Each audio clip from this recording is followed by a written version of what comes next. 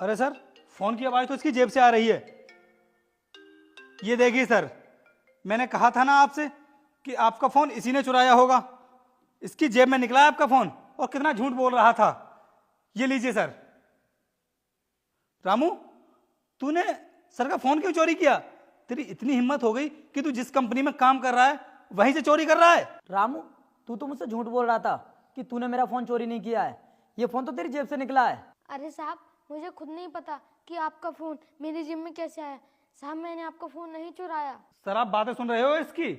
आपका फोन इसकी जेब में निकला है, और उसके बाद भी ये कितना झूठ बोल रहा है कि इसने फोन नहीं चोरी किया है। सर, मैं तो कहता हूं कि इसको ना काम से ही निकाल दो। आज तो इसने आपका फोन चोरी किया है, और हो सकता है आने वाले टाइम में ये कंपनी से कोई बड़ी चोरी भी करने लगे। साहब, अगर आपको लगता है कि आपका फ़ोन मैंने चोरी किया है तो आप एक काम कीजिए, अपने ऑफिस का सीसीटीवी कैमरा चेक कर लीजिए जो आपने पिछले हफ्ते लगवाए थे। क्या सर, आपने अपने ऑफिस में सीसीटीवी कैमरा लगवा लिया है? और सर, इसके बारे में आपने मुझे बताया भी नहीं।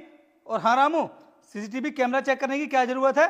सर ने अपनी आंखों से ही देख लिया है कि सर का फोन तेरी जेब में निकला है, तो फिर इसमें चेक करने वाली क्या बात है? हाँ रोहित, रामू बिल्कुल ठीक बोल रहा है। जब उसे खुद नहीं पता कि मेरा फोन उसकी जेब में कैसे पहुंचा, तो फिर मैं अभी कैमरा चेक कर लेता हूँ, फिर पता चल जाएगा।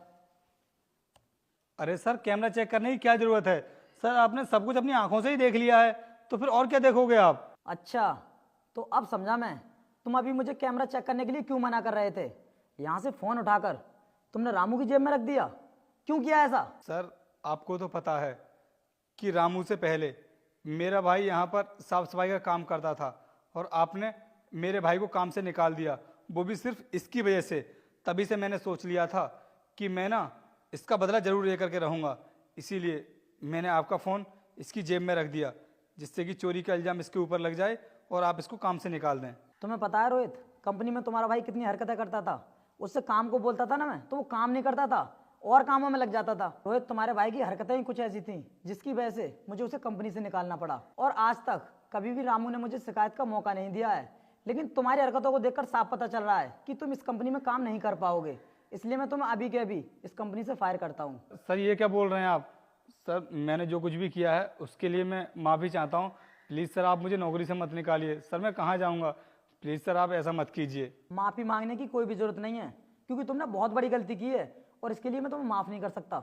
निकलो यहाँ से बाहर।